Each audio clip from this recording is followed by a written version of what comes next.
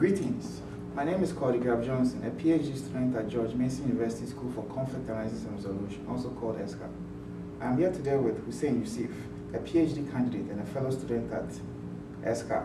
We are here today to talk about the current state of affairs of Somalia. Hussein, welcome. Thank you very much. Always welcome. So this week, Somalia has been in the news quite a bit. And the first story I have here has to do with Nairobi grenade attack. Al-Shabab denies Kenyan blast. And this story covers a bomb going off in the capital of Kenya, Nairobi, for which Al-Shabab is being blamed. But according to their spokesperson, he says Al-Shabab has nothing to do with the hand grenade attacks that hit Nairobi.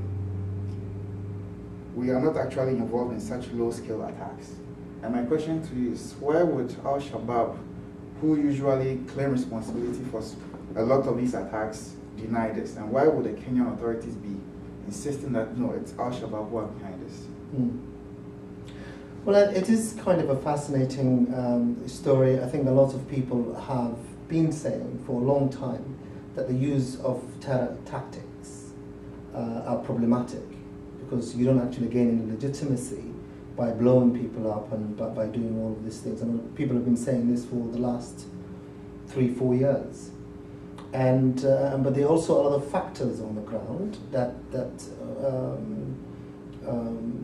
make it harder, I think, for Al-Shabab to be as strong as they used to be.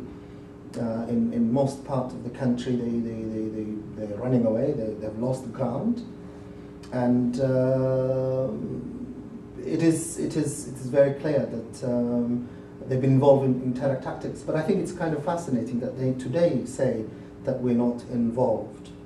But there are also a lot of people, some people within the Somali government, other people, other analysts who have been advocating that the whole concept, in fact there are actually moderate ones within Al-Shabab,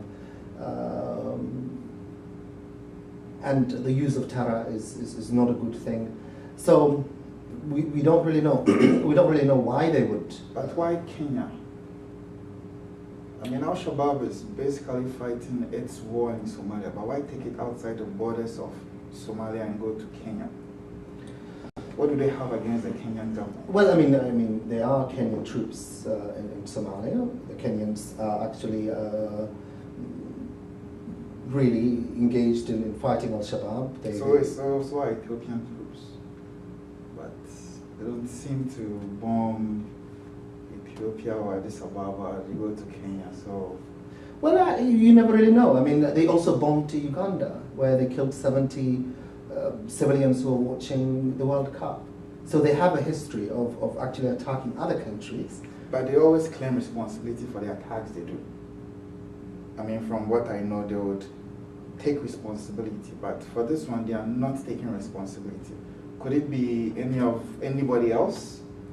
Well, it could be. It could be because they are very weak.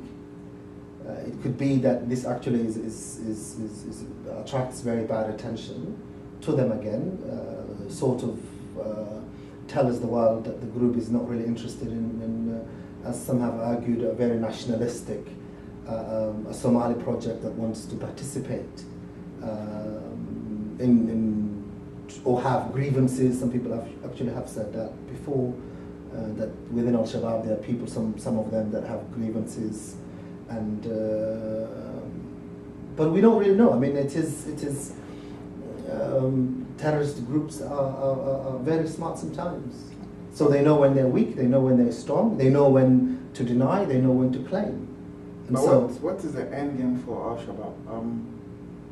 What are they aiming to accomplish? I know they are looking to set up a Sharia system in Somalia, or at least the regions that they hold claim to. But what is their overall end game? What if the TFG, the ruling government of Somalia, gives them, okay, so you control the southern parts of Somalia, you can have your Sharia law here. What will be there? Would that be what the Al-Shabaab group is looking for? Well, it is very interesting because that's what they keep saying. We don't really know anything else in terms of what their aspirations or their hopes for the country is. We don't really know. All you hear in terms of their political project is to say, you know what, we want Sharia law. So they don't really tell you anything else. They don't really tell you about the stories of the Somali people. They don't really tell. They're not actually very good at narrating their own story. Maybe that's all they want, just a Sharia law. Well, perhaps that's what they want. So why won't the government allow them if it's something in the parts that they govern, it's something that the people there want? Well, it depends on what kind of Sharia law, and that's a whole different discussion. And but also it is the fact of, I mean, the Somali people, almost 100% or 99% are Muslims. They have a long history of living their own faith, and so what's the sort of the introduction of the kind of violence that has come into play in Somali politics along religious lines is sort of a very new thing, and we haven't come to understand exactly what it is that they want. I mean, we see the horrific violence on the streets where they cut people's heads off and stone women to death, and men, and cut people's hands off. And this is a sort of a new version of the kind of Sharia that they really aspire for the country. And I think the government is quite puzzled. A lot of Somalis are puzzled, and we don't really. I mean, this is what I was saying earlier. They have not been able to come up with a different story that they want to tell. Oh, okay. Moving on. So this week, the first commercial airliner, Turkish Airways, landed in Mogadishu, the capital of Somalia, after 20 years. Everybody seems to be happy because of this development. What do you think? What do you think this has or holds in store for the future of Somalia? The first Turkey opening up commercial flights between the two nations. What do you think this holds for the conflict, the overall scope of the conflict in Somalia? Is it going to change anything? I think it is symbolic, and it is symbolic for many different reasons. Number one, it gives a sense of stability, at least for a city that has been destroyed by horrific violence, a lot of killings. It portrays to the Somali people, or at least to the world, that the city is finally coming back, at least Mogadishu is, finally coming back to a new a sense of stability. The al-Shabab does not actually control Mogadishu as they used to before. Almost 90% of the government is now in 90% of the cities in the hands of the government. So it is symbolic. It also opens businesses where people can actually go and fly out and come back. So it is. I was quite pleased when I saw actually Turkey taking that kind of risk, because it's the first commercial flight for the country in 20 years. I mean, there've been flights in and out, but at least a major flight that has gone into the country. And so it is symbolic, and it is symbolic that things might be changing in Mogadishu. I was reading an article by an individual who was not sure about the move, saying Somalia already had problems with its piracy, boats, the seizing of boats, the kidnapping of people on boats, and now they are adding airplanes to that mix. So and his problem was, if they could get onto well-guarded boats and ships, they could also the pirates could also get onto airplanes, and that would be a different ballgame. So he was a bit apprehensive about Somalia opening up its borders via airplanes, whilst security issues are still not being dealt with. Well, I mean, there is a lot to be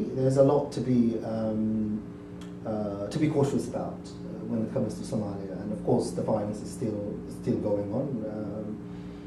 Groups are still fighting, al-Shabab is still fighting. The country is still divided, emotionally and physically.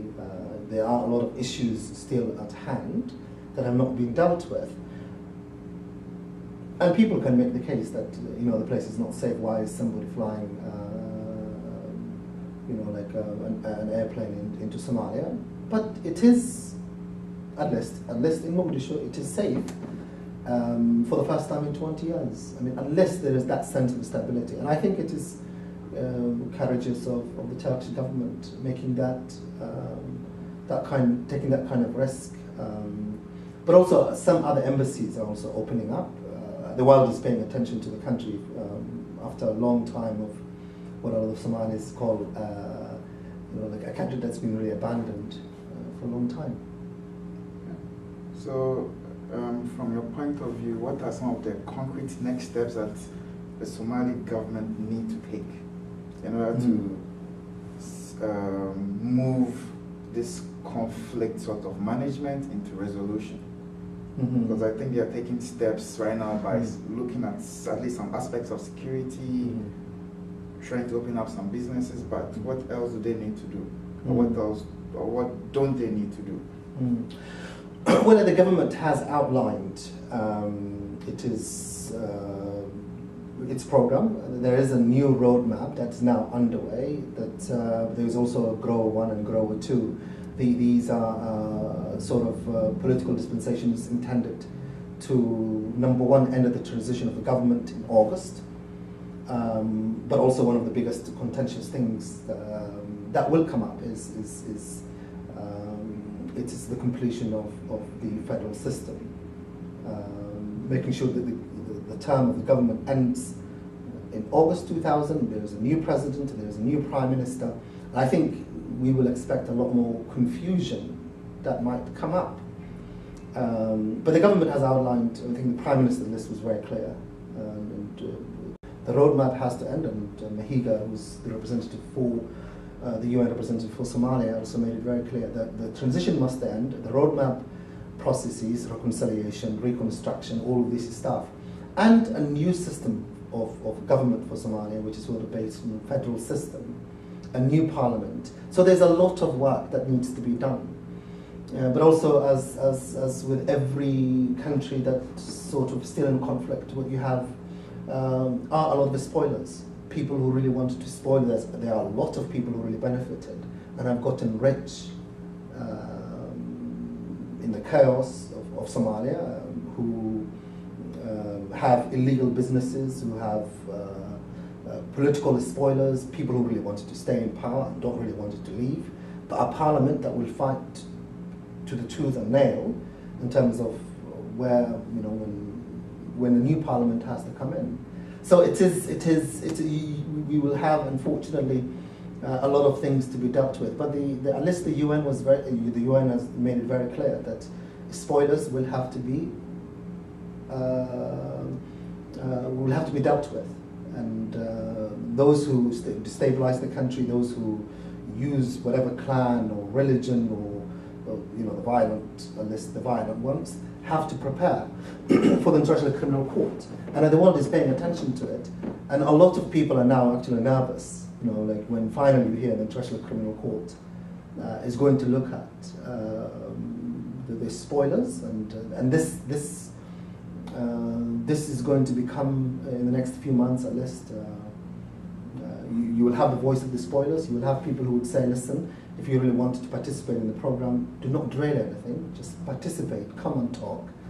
And unless those ones, unless what I would like to see is unless the ones that are fighting against the government, whether it's al-Shabab or another group who doesn't really like the government, I think it's time to renounce violence. You don't have to put your arms down, and let's renounce violence. But it's been hard. We've been saying this for a long time. So what if al-Shabab will suddenly decide that they are a peaceful group? Would you forgive them all of their sins and sing Kumbaya with them and move on from there? Or do you think they should still be held accountable for what they've done? Well, I mean, the leadership of the al-Shabab, I don't really have the names on top of my head. There are people who have really committed horrific violence, and I think those people will have to be held accountable. The idea of impunity for Somalia for the last 20 years has actually dragged the country to the ground, where the criminal who kills other people, civilians, or even considered to be the government. I mean, a lot of ministers have been assassinated. 3 ministers were assassinated, 20 doctors were killed. So there's been a horrific violence. So renouncing violence is not a redemption, but at least there will be beginning. I don't know what the future will hold for at least those people that we know that have been leading the group and have drove so many young men to commit horrific violence. I have no idea. That will be, I think that will be also another big thing. Well, Hussein, I would like to thank you very much. At You're least welcome. from what you've told us, we know the future looks bright for Somalia, and they can always draw on the examples of Angola and Mozambique, countries which also experience long conflict but are sort of moving forward. There's a way out, unless if people would, if we can think, if we can begin to think our own humanity, I think, finding the humanity within the West, people that we really don't like, I think that's where we should actually begin. Well, thank you very much. Thank you. Hope to see you again. Thank you.